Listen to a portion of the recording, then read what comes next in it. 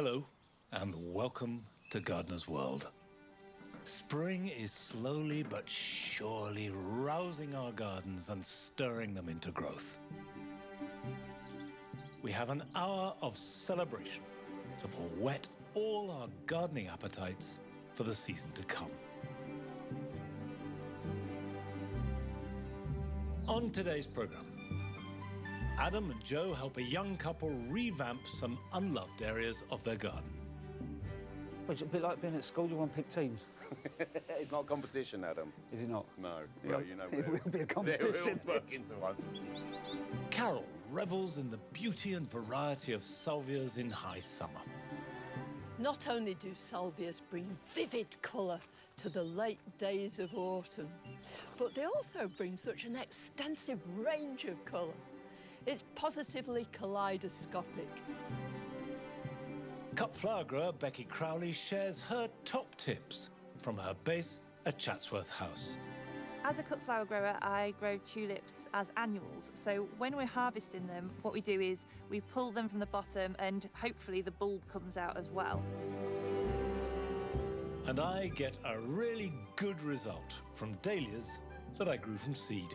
Look at that. That is a really nice dahlia. And they've been flowering like mad since early August.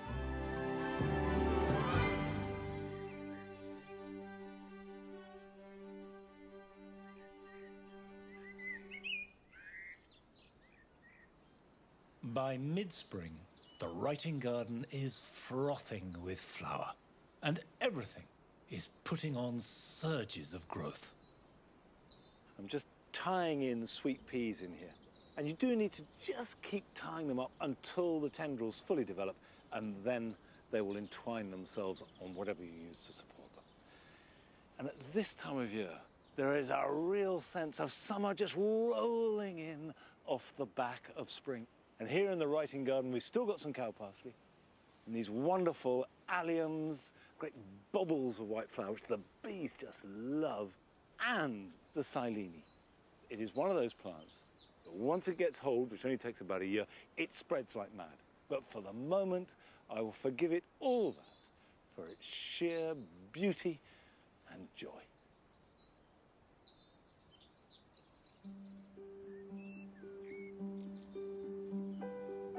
Roses remain unchallenged as the nation's favourite summer flower. To discover more about some of our oldest varieties, Nick visited the walled garden at Mottisfont in Hampshire. My career in horticulture, which began nearly 30 years ago, started on a rose nursery. And from there on, it's given me a lifelong passion for these incredible plants. The rose is certainly a vast and beautiful genus. The choice for your garden can be very confusing. Today, I'm looking at a class of roses which existed long before modern cultivars, the old roses. And these are best defined as the plants which were first identified before 1860. And some of them are truly ancient, dating back to the great palaces of Rome, Persia, and Egypt. The flowers became a symbol of love and beauty, and legend has it that Cleopatra scattered her boudoir floor with an inch deep of rose petals. Now, old roses have some pretty distinct characteristics. They tend to come in the pink, white and purple colour ranges. They're usually quite heavily scented, and the vast majority put on a spectacular display of flower early on in summer.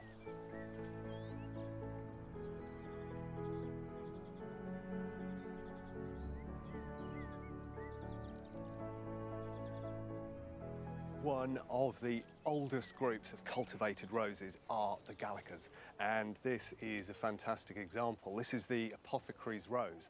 It is Rosa Gallica var officinalis, and it's possibly the longest cultivated rose, and there's very good reason for that.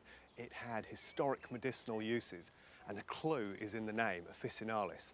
Old Greek pharmacies used to be called officinas, so plants that were used in a medicinal capacity in the past got that name. Now, as a garden plant, it's incredibly useful, not least that it can grow in partial shade, and it also does well in poor soils, which is quite unusual for a rose. Something I particularly love about it is, despite the fact that it's got these near double blooms, they are incredibly open, which means that pollinators can get to them very easily. The other lovely quality it has is this foliage, which has got a sort of dull, muted tone to it, which is a real difference from contemporary roses, which tend to be very glossy. Now, of course, there are other cultivars of Gallica that you can try. There's Versicolor, which is really dramatic with a pink and white stripe, and there are several other cultivars with red, pink and white tones. So overall, it's an incredibly useful garden plant that'll give you a burst of amazing colour early on in the summer. Roses are highly adaptable plants. In fact, there's a rose for almost every part of your garden. Crucially, all roses like to be kept well watered, and they're hungry plants, so they do like a regular feed.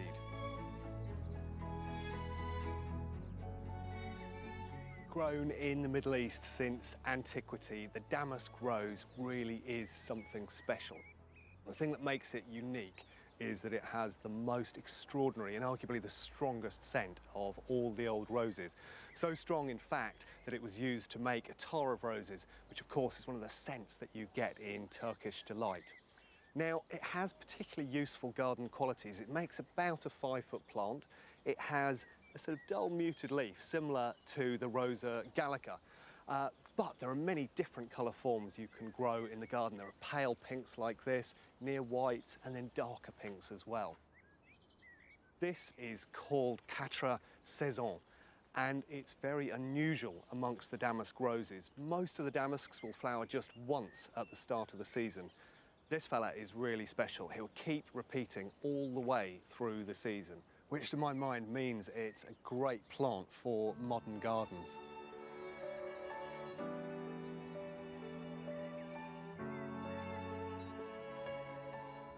The group of old roses probably most closely related to their hedgerow cousins are the albas. And what that means is that they have really good pest and disease resistance. And this is a great example of one. It's Queen of Denmark, and I love this plant. It has these lovely matte muted leaves with a slight bluey glaucous tone, so it really makes the flowers pop out from it.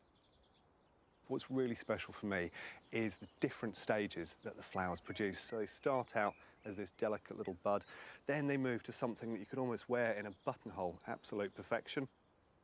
Then they start to pop open, and then you wind up with these beautiful flat-faced flowers.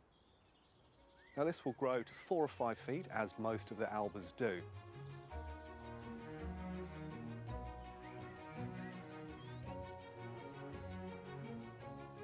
Gardeners are often cautious about introducing old roses onto their plots because they have a relatively short flowering window. But I think that fleeting perfection, coupled with incredible scent, means it's worth introducing just 1 or 2 old roses into your garden.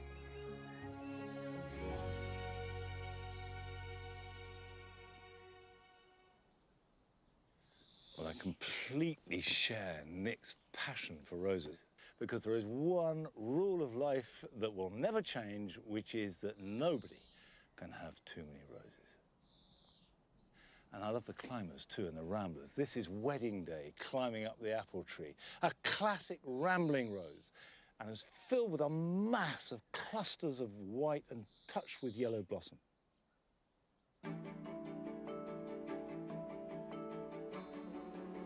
Last year, we wanted to share your gardening adventures at home, and we asked you to send in short films, and were bowled over by your response. Back in July, we received an inspiring film from Sharon Cook, who used her unplanned extended stay in the UK to create a stunning garden. This is our rented home, and when we got here there was no garden whatsoever. So, came in March, was going to be here for 2 months because I was going back to Barbados, and then of course my flight got cancelled and cancelled again, and I'm still here. So I decided to create a cottage garden with the emphasis on wildlife. So we've got cornflowers, we've got nasturtiums, we have this fantastic Verbena bonariensis, which is a brilliant plant. It adds height without adding density. Butterflies and bees absolutely adore it. And we've actively planted tomatoes, 2 varieties, one called Amateur and the other one called Gardener's Delight. And Gardener's Delight is our favourite tomato. I might have planted a little bit too much because the idea was I was going to plant this year and it would be oomph next year. But I planted in March and we had so much heat in May, and then by June the garden had already gone oomph. Now I'm looking forward to getting back home in a few days.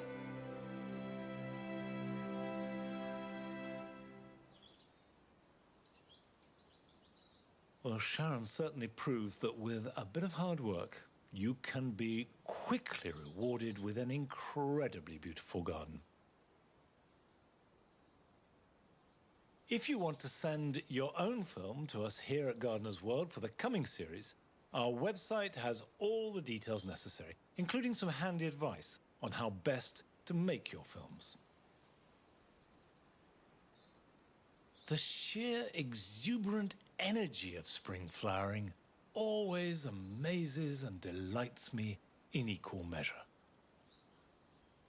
The garden has exploded. The colours have got much more intense, and the Camasias are still looking great.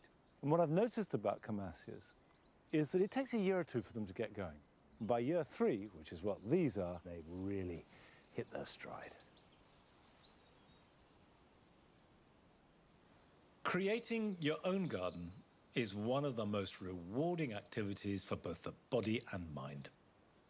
But it can also be a bit daunting, especially if it's your first garden. So when we received a request for help from a young couple who didn't know where to start, we knew exactly who to send. When we take on a new house or a new garden, I think we can go one of 2 ways. We either get overexcited, we go into that garden, we cut things back, we dig things out. And doing that, you can really end up throwing the baby out with the bathwater. Or the other effect is we open the patio doors and everything feels overwhelming, and just get to understand that garden. Anyway, I've come here today just to meet... Anyway, I'll be back in a second, just bear with me, sorry.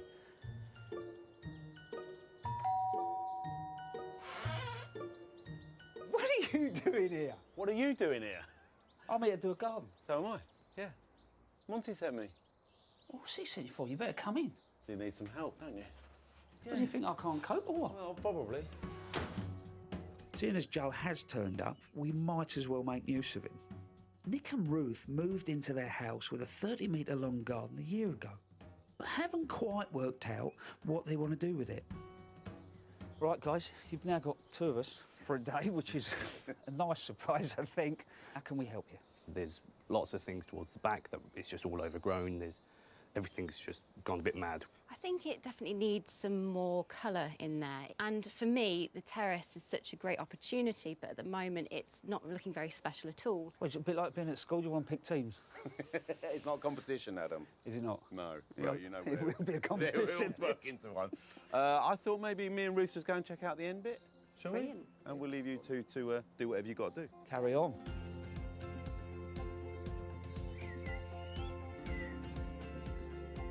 Wow, what a view!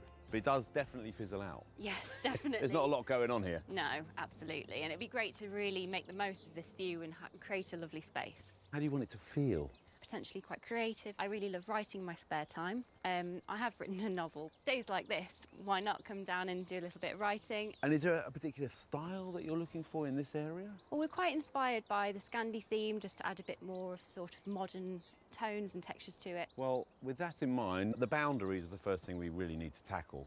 And I've got some dark black stain with me. How do you feel about that?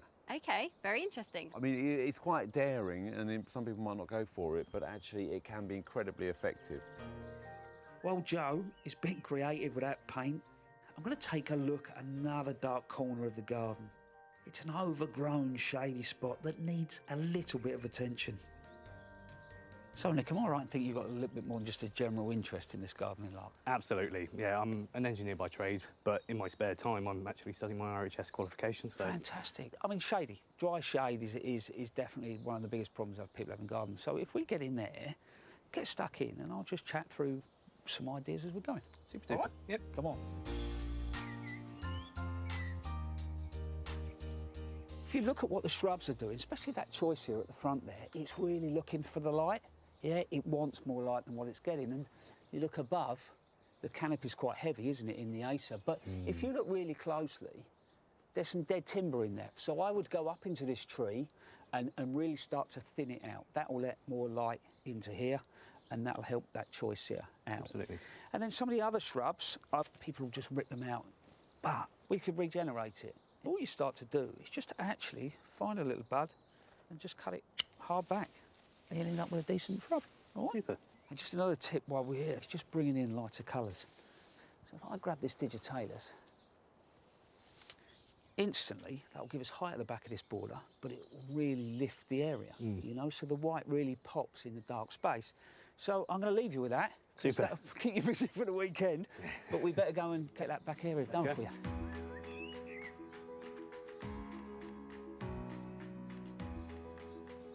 That looks good, mate. It looks all right, doesn't it? Straight away, though, it feels totally different, doesn't it? I know.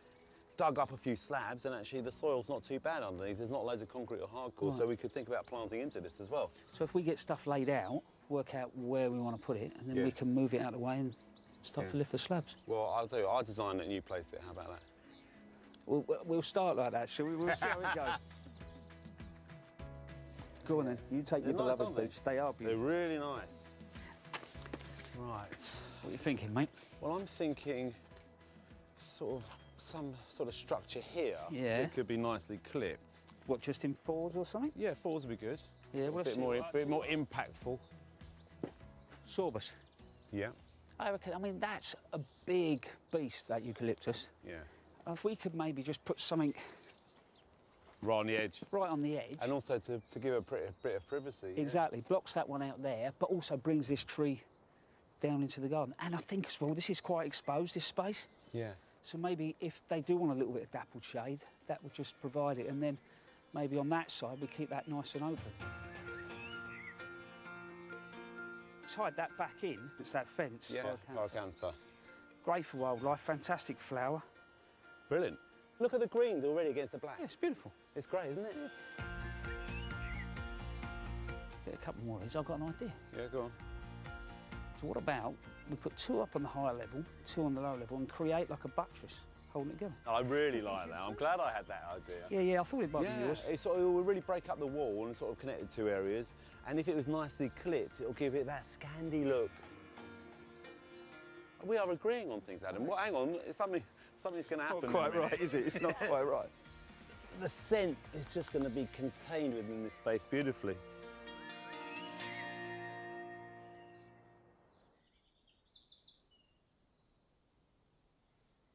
We'll catch up with Adam and Joe later in the programme and reveal the transformation to Nick and Ruth's garden.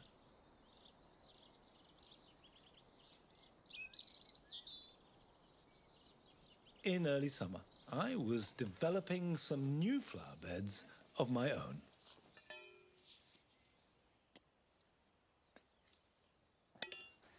It's all changed here on the mound. We were looking at this the other day. I thought, it's not right, it's not quite working. And this is partly because the Paradise Garden now is a place to put a lot of the pots that were here, and partly because we never find ourselves sitting on this terrace. So I'm taking up all this paving, leaving the central path, and I shall be planting this up so that the garden spills down like the Hanging Gardens of Babylon. The following week, I was ready to start planting, keeping with the same colour theme as the rest of the mound, which is pale yellows and pale blues, with touches of white. Now, I've got a range of plants, very exciting, and the first thing I've got is a rose. This is called Vanessa Bell, and it flowers with a lovely primrose yellow flower. and will keep flowering for most of the summer. Along with the shrub rows, I planted a range of herbaceous perennials and annuals. I wanted the planting to create an interwoven tapestry of pastel shades, and by July, I was able to see whether it had been successful. By and large, it's shaping up very nicely.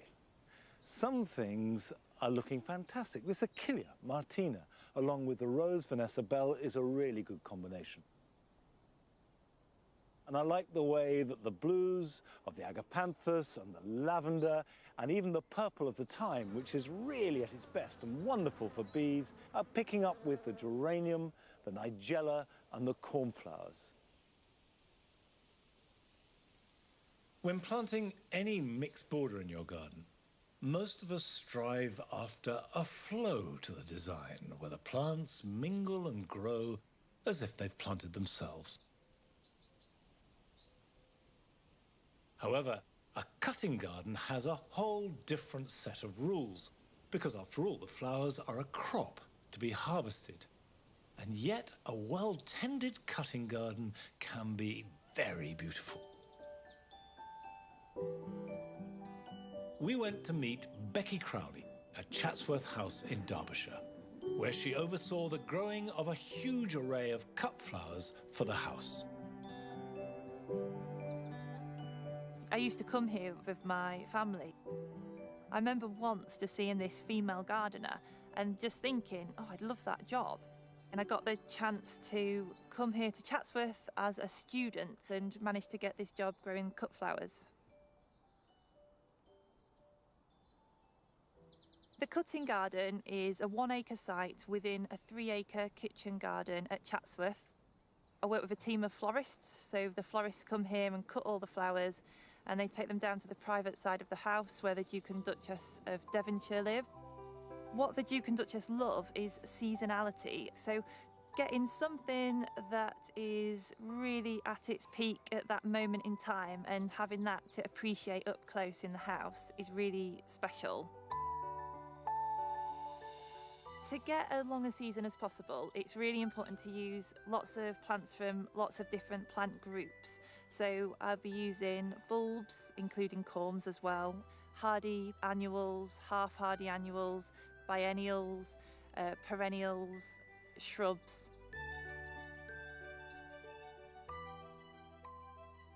Annuals are fantastic for cutting because with many of them you can cut a stem and it reflowers. So if you've got a garden at home where you want flowers in the garden to look nice but also want to cut them for your house, I always recommend annuals because that's a great way of getting as many flowers in a smaller space as possible.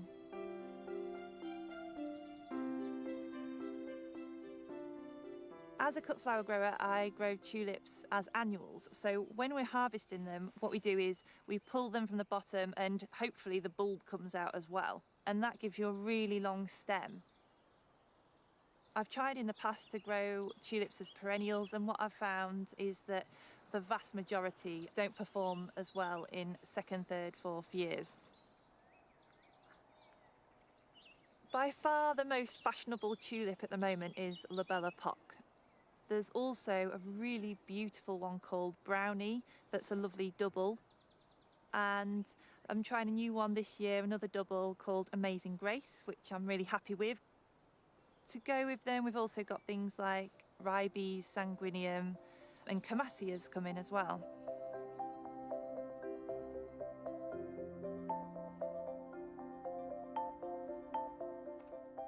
So the glass houses are really important to get a long season. So we start with the anemones and then we go on to the ranunculus. The Ranunculus asiaticus that we've got here, one of my absolute favourites. We plant them in the autumn and they flower really early in the year and they give us these really long stems as well. Once these are finished flowering, we'll take these out, store the corms and then replace them with chrysanthemums, which will flower right up until Christmas.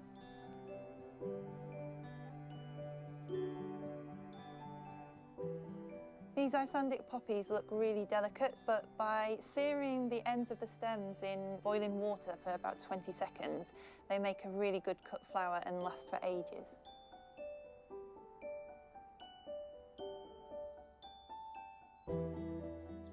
For people who want to grow their own cut flowers at home, things that I would recommend are things like cosmos, because you can cut cosmos repeatedly throughout the season and it just brings out more and more flowers. And you can grow those from just a packet of seeds or buy plug plants from the garden centre, and they'll still flower this year and look fantastic. Other things that are great are things like sweet peas as well, because again, you can just cut lots and lots of stems and you can train them up a trellis or a fence. So if you don't have much space, they're a really good option as well.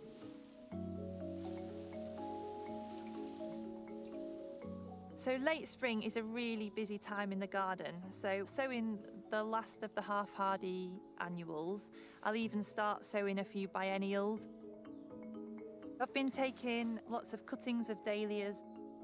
The dahlias are a perfect example of a cut and come again flower, so they'll keep going right up until the frosts.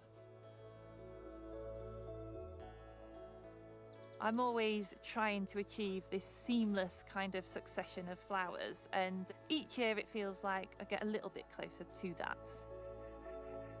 I know that in the glasshouses and the cold frames, we've got all those plants just waiting in the wings to be planted out, and that will take us right up until the frosts.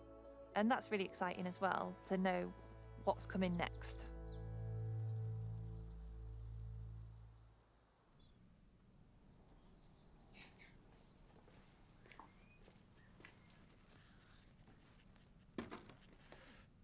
Now, I was interested to see that when Becky was picking tulips for cut flowers, she was taking it bulb and all. And that may seem very extravagant, but the fact is that tulips are at their very best in the first year. And they make a new bulb thereafter, and the new bulb is going to be much smaller, and the resulting flowers, if there are any, and quite often there aren't, will also be smaller.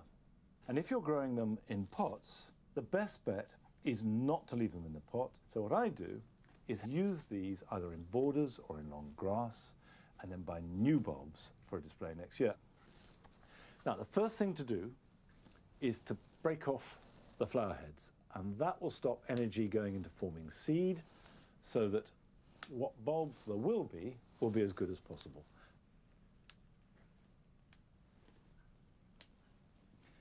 So I need to extract them from the pot. There we go. They're coming.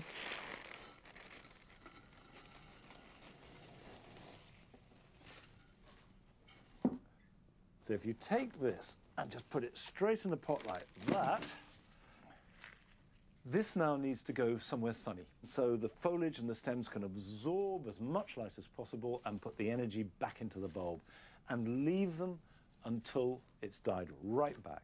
And then when it's completely died down, it can go somewhere dark and be stored until autumn.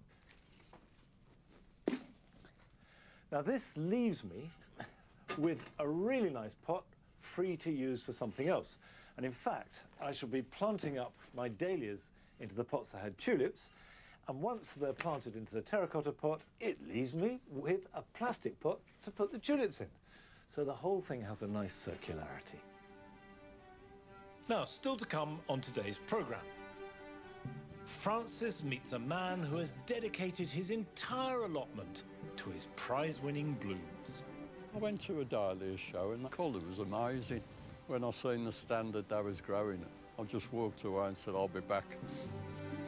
And Carol celebrates one of the late summer border's most glamorous flowers, salvias. Not only do salvias bring vivid colour, in the low light of autumn, that colour really sings. You could almost say it dazzles. But first, we're heading to London, and the garden of the DJ, musician and filmmaker Don Letts and his wife Grace, who have created their own special oasis in the heart of the city. Hi, my name's Don, this is Grace. And welcome to our little slice of paradise here in northwest London. Luckily, we've got a southeast-facing garden, perfectly positioned for sky views. During lockdown, we've really come to appreciate how lucky we are, although we've not been able to share it with anyone. So this little film is our way to remedy that.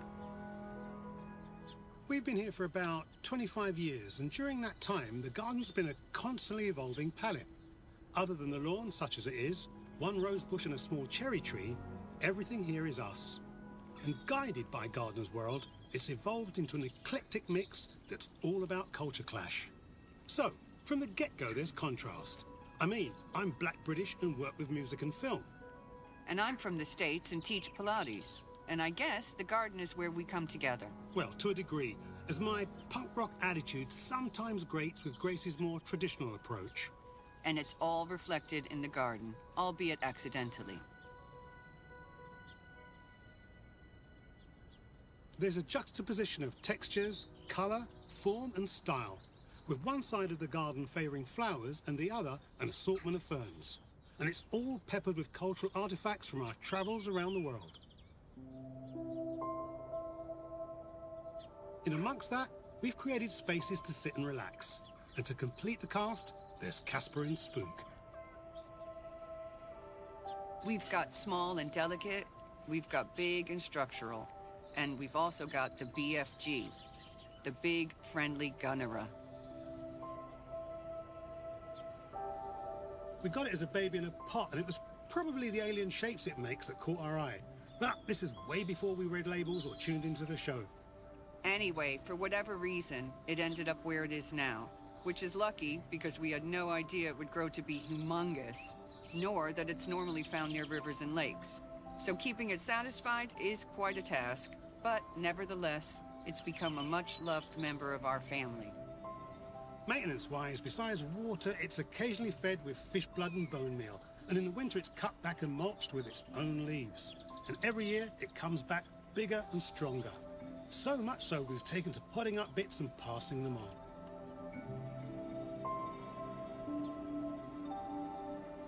You know, even before lockdown, the garden provided a much-needed retreat from our busy work schedule. And obviously, it's benefited from all the extra care and attention. But then again, we have too. So if you're lucky enough to have a garden, take some time out to actually enjoy it, because at the end of the day, there's no better way to engage with nature and the planet. And if you don't have a garden, don't dismay. With a bit of imagination, you can create an alternate universe in a window box. As for advice, well, everything we know comes from watching this show. It worked for us, it'll work for you.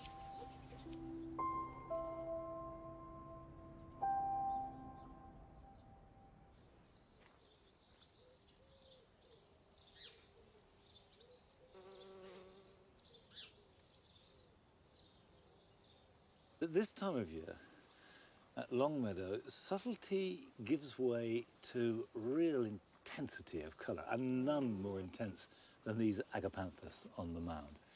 They'll last for a few weeks more, and at their best, they are radiant.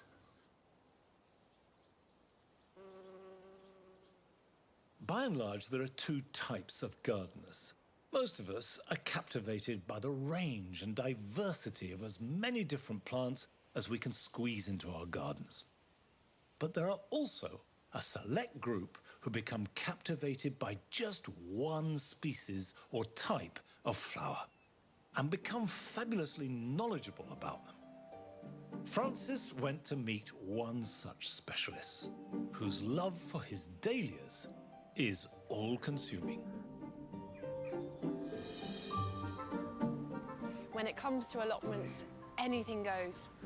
At first glance, it may look like there's little method, but what I love is that there is always plenty of madness, with growers experimenting all over the place.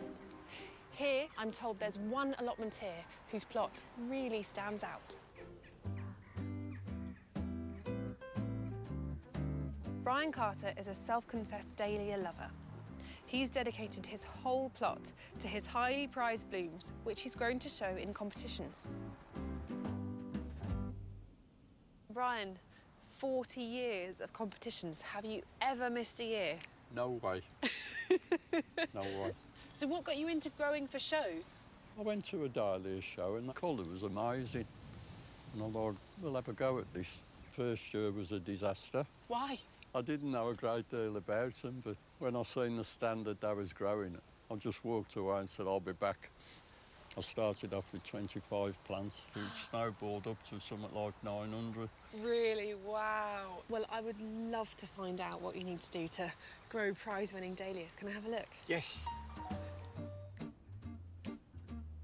There are 14 classes of dahlia that can be shown in competition.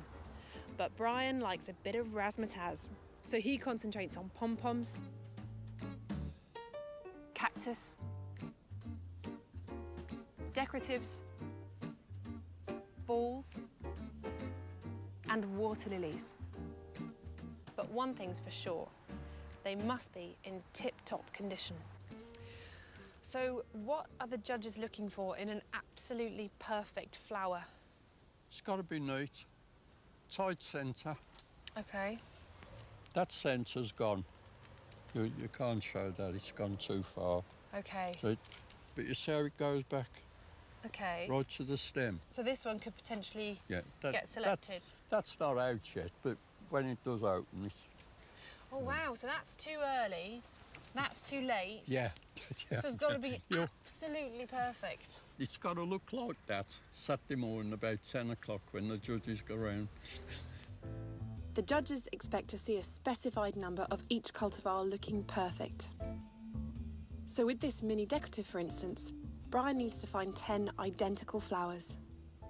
But there's some flecks of yellow in this. Is that a good thing or a bad thing? Bad thing. Okay. And what about the size? Is that important? Yes. It's got to go through the ring. See, that's gone over, but it's done. What is this ring? That's the National Dahlia Society approved ring. 115 mil. And that's for a specific class of dahlia? That's the miniature.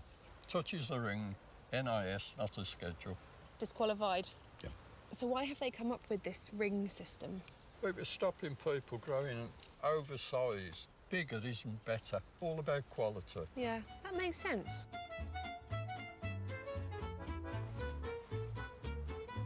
That's a giant dick. Is there a ring for that one? No. Okay. They don't make a ring that big. It would be a hula hoop. Over the decades, Brian has won 128 national medals, so the stakes this year are high. This is impressive, isn't it? Amari Gold, giant dick. It's lovely as well with the dark-leafed foliage, isn't it? The flowers stand out really nicely with that different colour leaf. Yeah. So do you think you'll have 3 for Friday? No. OK, so maybe this one won't be going in. No. We'll move on then, Too shall late. we?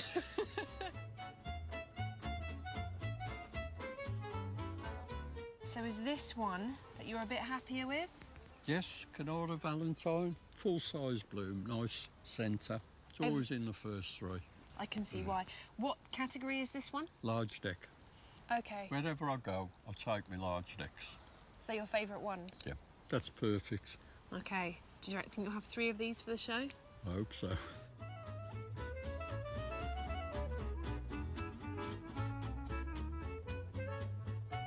Dahlias grow from tubers beneath the ground which store all of their nutrients. Now, over the years, those tubers will bulk up and you'll end up with a very bushy plant with lots of smaller flowers.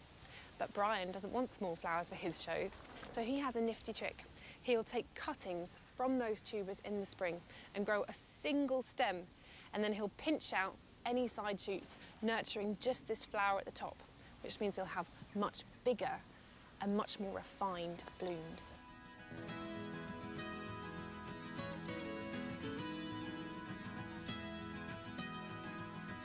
Before a competition, Brian marks the best flowers with canes. Then it's time to take the plunge and prepare them for their journey to the show.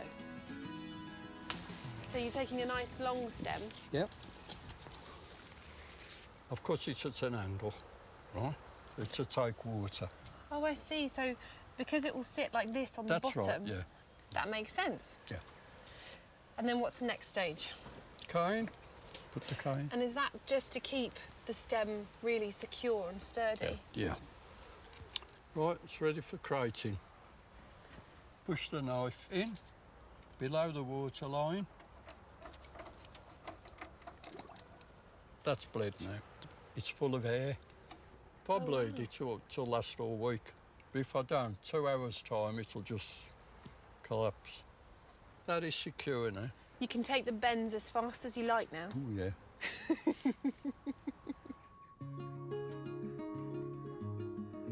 Brian has dedicated so much of his life to growing dahlias, and I'd love to know what spurs him on. Are you here every day? Yeah. I have to be coming out. I have to be growing my dahlias. I enjoy it that much. Keeps me out of trouble. Do you have a holiday ever? I'm on holiday. Do the housework before I come out.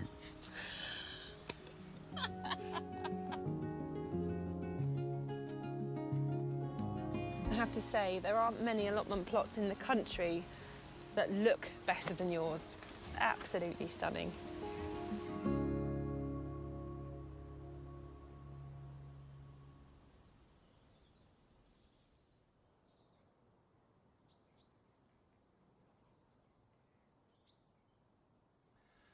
Now, these dahlias were almost rejects.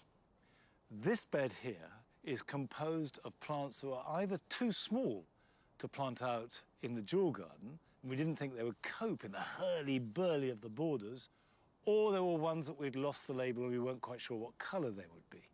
Well, all of them have done better than any in the jewel garden. They've absolutely loved it in these beds. And that's because they are grown in open space. They've got light, they've got air, they've been planted in rows quite widely apart in really rich, well-drained soil, and you can see they've romped away. So next year, I'm actually going to fill these beds just with dahlias. And these all came from tubers, but this little patch here is one packet of seeds called Bishop's Children. They're all offspring of Bishop of Llandaff, sown in March, grown on and planted out. Now, they were planted out just to bulk up and maybe give us a few flowers at the end of the year, but these too have been flowering like mad since early August. Now, when you grow dahlias from seed, you don't quite know how they're all going to turn out, but one or two of them are really beautiful. Have a look at these here. Look at that.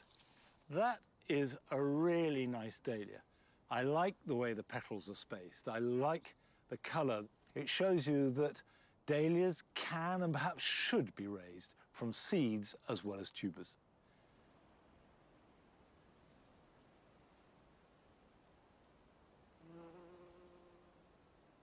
However you choose to grow dahlias, do make room for them in your garden because they are beautiful plants. Another group of plants that ignite the late summer borders here at Longmeadow are salvias. Along with the dahlias and tithonias, they add a wonderfully exotic element to the jewel garden. And Carol went to Newby Hall in North Yorkshire to explore this vast and fascinating genus of plants. As summer begins to ebb away and the birds take up their autumnal song, we all get used to the idea that our gardens are quietly going to sleep.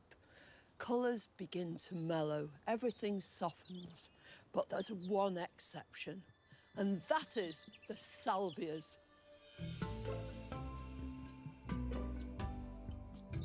It's as though they wait till this very moment to make an exhibition of themselves with gorgeous colour that fills the garden with joy and gaiety. The name salvia comes from the Latin word salvare, which means to feel well and healthy. Historically, salvia was used to treat numerous ailments, and it has strong antiseptic properties. Salvias belong to the family Lamiaceae. There are more than 900 different species, and of course there are many more cultivars. But probably the salvia that most of us are most familiar with is Salvia officinalis, the common sage. Salvias have a very clever way of getting pollinated. A bee comes in here. As it does, it pushes a lever at the back of the flower in its search for nectar. That lever brings down these anthers, and they're full of pollen. So the insect is dusted with that pollen. When it flies away, eventually it will come to a flower where the anthers no longer have pollen on them. But at that stage, the stigma of that flower, the female part, will have become receptive. So the pollen is deposited onto that stigma and pollination takes place. It's really, really important that these flowers don't pollinate themselves, because that way they'll become inbred. And the more diverse it is, the better for the evolution and strength of the plant.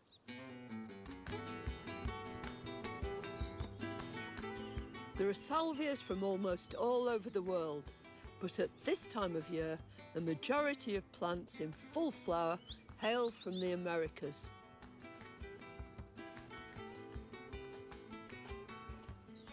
This is Salvia discolor. I love it. You see it from a distance and you're aware of every leaf being outlined in white. And then you get the real surprise. Inside is this beautiful dark flower.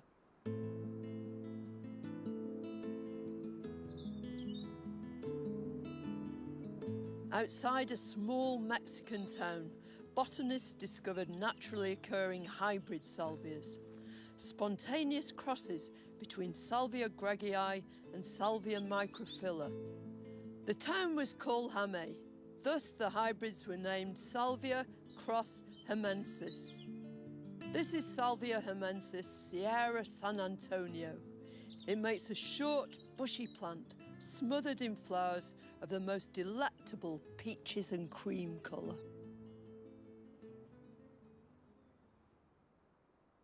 This is possibly the most popular salvia in the whole of salvia history. It's Salvia amistad, and no wonder people love it. It's got these dark bracts, and within them these rich purple flowers. It'll flower over a long period too, right the way through from midsummer until the frosts. And it's tall. Now, these plants were all produced this year from cuttings, and they're already nearly as tall as me.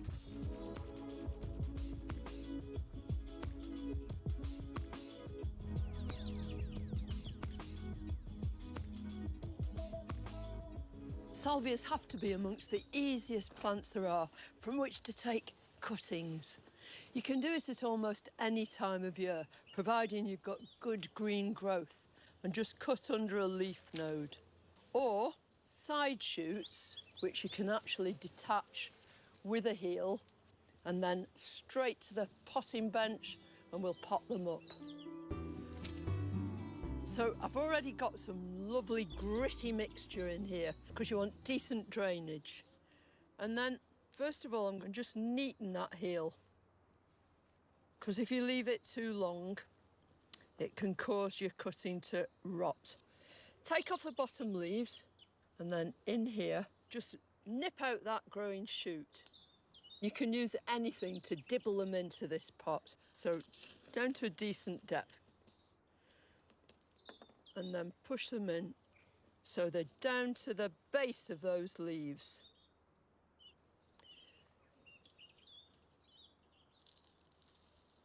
Usual thing with grit, it stops your cuttings rotting, it retains the moisture once these have been watered, and it'll help suppress any weeds. Water well once, which will settle the compost around the cuttings. Put it into a place out of direct sun, but with plenty of light, and keep it warm if you can. And eventually, after a few weeks, you'll see roots emerging there. At that stage, you can knock the whole thing out. You can pot them up individually, or you could take the 4 of those with their root ball and put it into a bigger pot. It couldn't be easier.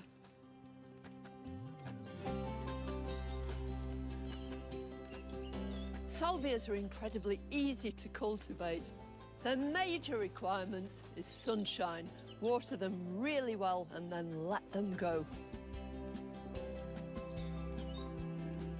Not only do salvias bring vivid colour to the late days of autumn, but they also bring such an extensive range of colour. It's positively kaleidoscopic, and what's more, in the low light of autumn, that colour really zings. You could almost say it dazzles.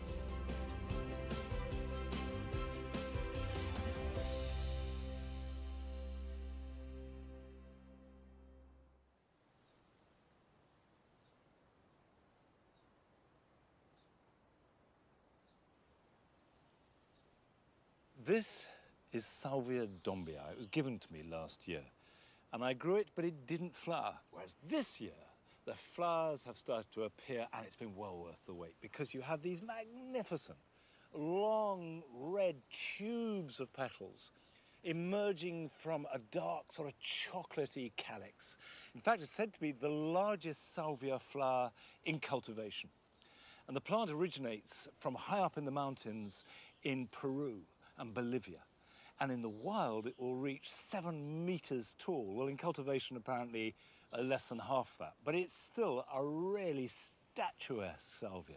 It is tender, so in October, I'll dig it up, take it into the greenhouse, and then in spring, cut it right back, and it can start to regrow and be planted out after the last frost. But an absolutely fabulous plant.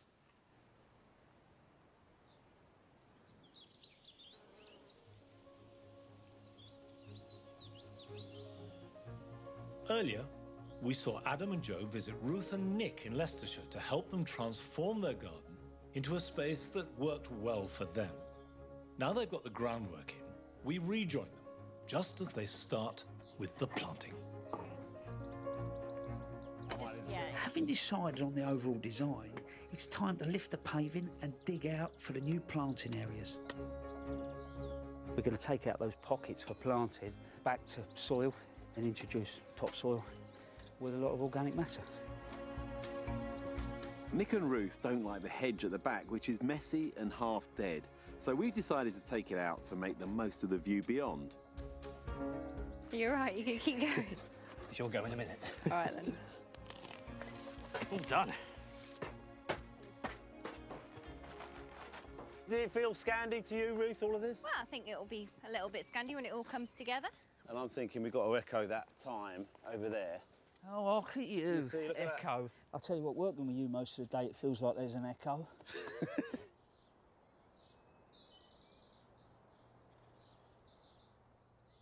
You know, these Deschampsias of grass I really love. They're a hard-working grass. I use them a lot at home. But they're there design-wise to really sort of create movement and pick up on what's going on behind me as that field grows and moves through the season. And around it, we can use these lovely little sort of dark sages. They work really well, and you pick up that scent from them.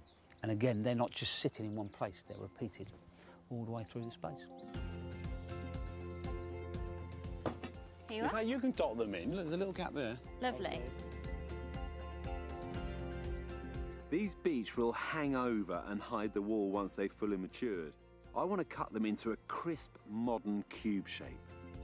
So we've planted 6 of them, 2 at the top, 4 at the bottom, and now it's a case of picking a height, which I'm going to do by eye. We don't need to get the spirit level out on these, and just sort of running through them. And anything above that height, I'm going to snip off, and this is going to quickly bush out and make a really solid structure.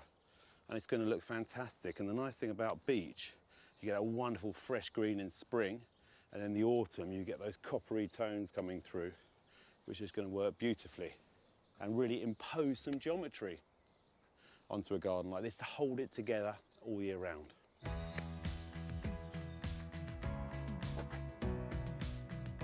Here you go, boss. Where do you want these? Thank you very much.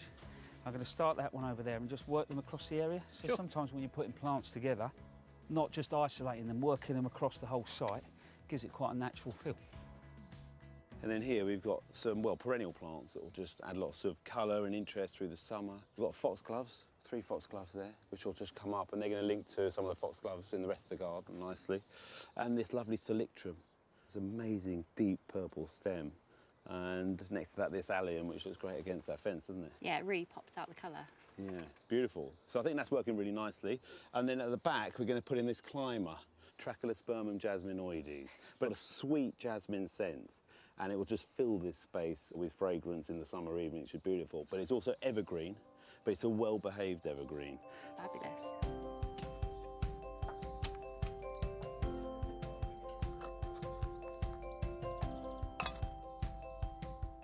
This is a Amantine, so have a incredible, isn't it? Smells really good. It's brilliant, that does. But I think as well, we won't just use them in this space. I think it'll be nice to just use them in the other pots as well. Spread a bit of the scent. Yeah. So the thyme will just spread out and fill this space? Yeah, just fill it nicely over the edges of the pavement. Look lovely. Super, it's quite easy to maintain. Yeah, definitely.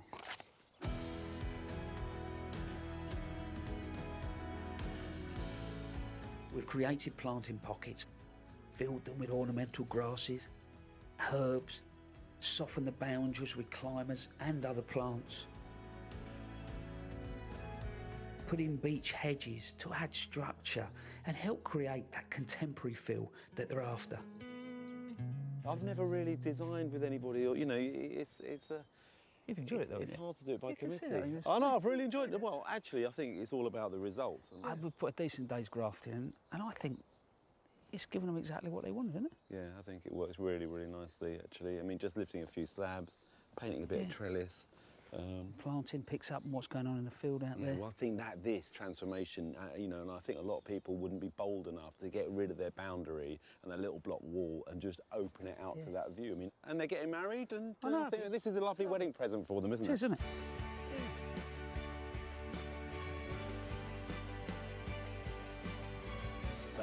it? They look amazing, how they've been put together. Yeah, they contrast really nice, actually.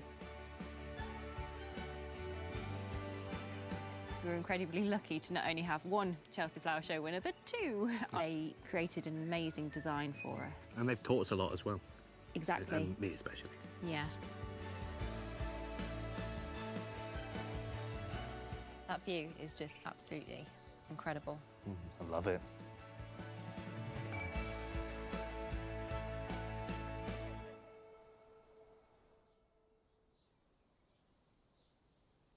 Since Adam and Joe's visit, Ruth and Nick have been in touch with photos of their new terrace, and they've obviously been taking plenty of time to enjoy it. The Paradise Garden at Longmeadow has developed over the last couple of years, and I have to say that I'm very happy with it. Not only does it look good, but it has the added bonus of being low maintenance. It hardly needs any gardening. It's really the easiest part of the garden to attend to. Everything just does its own thing quite happily. The pots need watering and feeding every week, but other than that, that's it. And as long as the mild weather continues, the verbena and the gara will go on flowering. And I may not do much gardening here, but I do spend quite a lot of time just quietly enjoying it.